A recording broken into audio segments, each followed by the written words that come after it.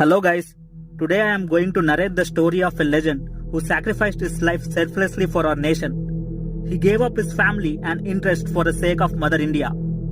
He accepted to perform dangerous tasks for our nation. He is considered to be one of the most dangerous spies in India. You will understand why I have used the word dangerous after watching this video. So let's get started.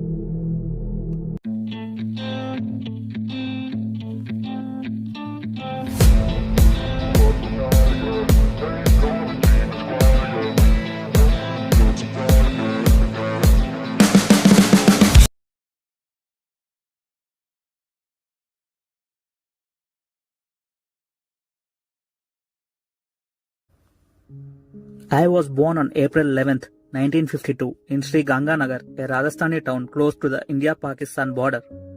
I grew up in the backdrop of Indo-Pakistan wars of 1965 and 1971. I was a charismatic student during my college days at S.D. Bihani College, and I was very much interested in dramatics and mimicry because acting was my passion. My ambition was to become a great actor, and above all that, serving India was my first priority. When I was 21, I performed at a National Theatrical Festival in Lucknow. The role I played was an Indian Army officer who refused to divulge information to China. Then Chinese army started hitting me badly. My body was covered with wounds. I have done such good makeup on my body that those who saw it felt as if I was really beaten. I was shackled in chains. My hands and legs were chained. The audience who saw me perform would start weeping. I would have easily become an actor, but that didn't happen. After my performance, I was heading back to my home. Two people started to follow me secretly. After knowing this, I continued to walk for a minute. And suddenly, I turned back to them and asked, "Who are you?" They told me, "We have a very good offer for you. Do you want to become a cinema hero or a real hero for our nation? Please tell us." I was surprised after hearing this. After thinking for a minute, I realized that they were raw agents. My performance really impressed them. Without giving a thought on this offer, I said, "Yes, I want to become a real hero, because I told you earlier that my country is my first priority." They arranged a meeting for me with top raw officers. They told me that Pakistan is planning a war against India, so there should be someone in Pakistan to send that valuable information to us. Listening to this, I became very happy. This is what I wanted to do for my nation. A daring task, which only a few can do. After completing my degree in BCom in the year 1973, I told my father that I was heading to Delhi to start a new job. In actuality, I was about to commence my 2-year training period with Research and Analysis Wing. Upon joining the agency, I received intensive and rigorous training in the national capital for 2 years. I accepted Islam and had also been circumcised so that I could pass off as a Muslim in Pakistan. I was taught Urdu, received Islamic religious education, and was also taught about Pakistan's topography and other aspects that I would need as a spy in a foreign land. My officers got astonished after looking at me. My officers were pretty sure that anyone would believe me easily. Being a professional drama artist was an added advantage for me. Before sending me to Pakistan, they told me to sign on few documents. The document states that if you get caught in enemy territory, then there would be no help from India. I agreed to all those conditions and signed on all those documents.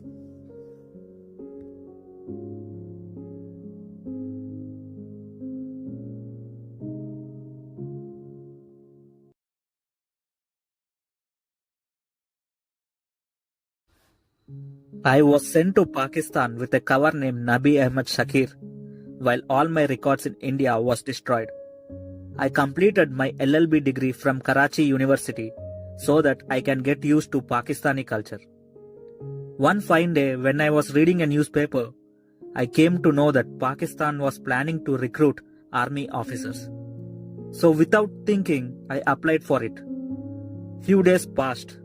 Hard work and luck favored me. I got selected for Pakistan Army. I have joined Pakistan Army as a clerk and became a commissioned officer. I really worked very hard to gain my officer's trust because my main goal was to pass all the sensitive information to my country. By looking at my skills and passion, Pakistani higher officials were fully satisfied with my work. I got appreciation from both Pakistan and Indian officers. Eventually, I was promoted to the rank of a major. I called my Indian officers through a secret line and told them that now I became a major in Pakistan Army. They were really happy and shocked as well, since becoming a major in enemy territory is no joke. Death will always be on my shoulder, and I was aware of it. I also married a local woman whose name was Amanat, who was the daughter of a tailor in an army unit and also had a kid with her. We named him Arib Ahmed Khan. I married her to be safe because there are chances that I can get caught if they investigate deeply on the reason why I didn't marry. I had no option. But before marrying her, I told this to my Indian officers whether I can marry her or not. And after thinking for a while, they told me to proceed. During my stint with the Pakistan Army, I sent valuable information to the Indian Defence Forces from 1979 to 1983, which were of immense help, thereby attaining the title of Black Tiger. The name was awarded to me by India's Prime Minister Indira Gandhi. I felt really happy after listening that I was named Black Tiger. In 1979, I carried out a major operation. My higher officials were completely satisfied with my performance. My code name was changed to Black Tiger in recognition of my service. At times I used to visit India by taking a flight from Pakistan to Dubai and then from Dubai to India to meet all my high-ranked officers and discuss about further planning. I also attended my brother's marriage in the year 1981. That was the last time I saw my family members ever. I made my family members believe that I was working at Dubai. Finally, I have reached Pakistan after attending my brother's marriage. Meanwhile, Pakistani army were unable to understand and fully frustrated on how Indians were fully prepared even after their precise planning, since India would easily counter because I always kept India ahead of facing upcoming threats from Pakistan. Everyone in Pakistani army were very friendly with me and not even a single person doubted me, and they have no idea that someone was spying in their own army.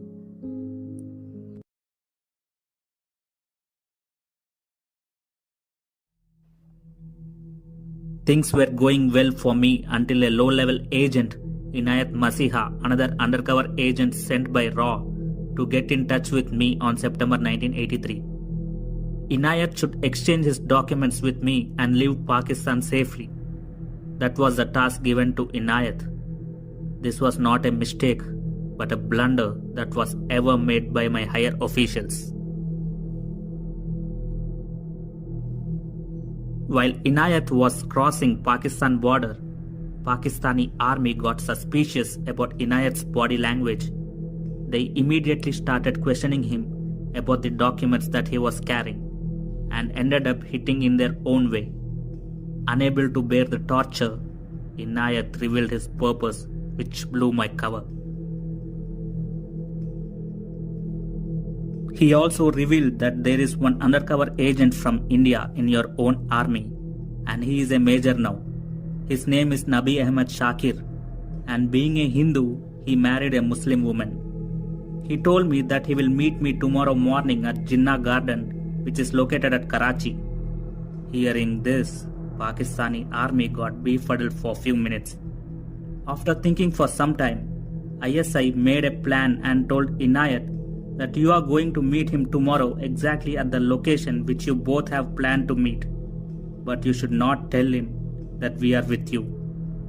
Inayat, agreed to this. It was Friday and the park was mere silent.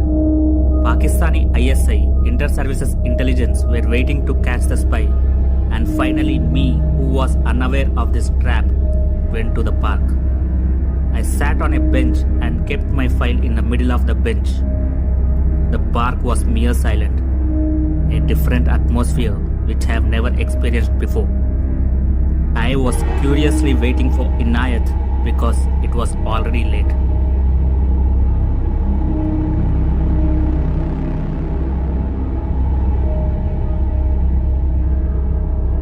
Finally, Inayat came to the park to take my file and placed his file on the corner of the bench. I took the file in my hands. That was my last breath under the open sky. Suddenly, ISI agents came running towards me with guns in their hands. I have no idea what's happening, but had my inner instinct that my game was over. I was surrounded by all the four sides and immediately arrested on charges of espionage.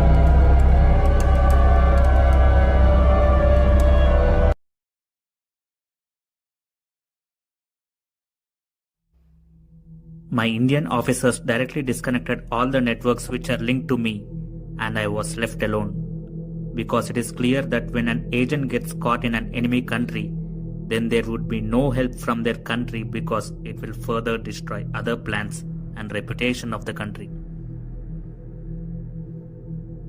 For the next 2 years, I was tortured for information at an interrogation center in Sialkot. Pakistani army was fully frustrated with me and applied all the torture methods on me for fooling Pakistani army for 6 years.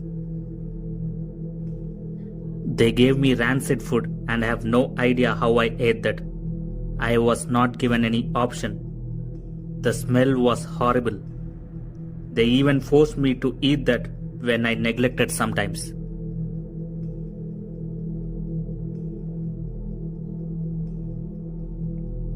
I have spoiled my wife's life. She only met me once when I was in jail. And after that, I never saw her and I don't even know what happened to her. I really feel sad for her. She has not done anything wrong, but now it is difficult for her to survive in Pakistan. I was sentenced to death in 1985, but the sentence was later converted to life imprisonment by the Supreme Court. They purposefully took this decision because they want me to die a painful death. For the next 16 years, I spent my days in the jails of Mianwali and Sialkot. It was daily torture for me. They have performed all cruel methods like nail removing, dipping in salt water, hitting with ropes, pouring hot water directly into mouth, which is very hard for a human being to bear. They tortured me daily with only one question: how many other comrades do I have, and what is the information that I have given to Indian government? I couldn't betray my nation, and I always had a strong hope that one fine day India will save me for sure.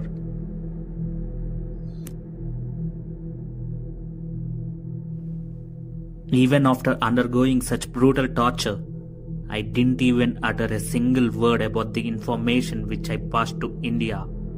I remained silent for 18 years bearing all the tortures. Yes, you have heard that right. I have remained silent for 18 years.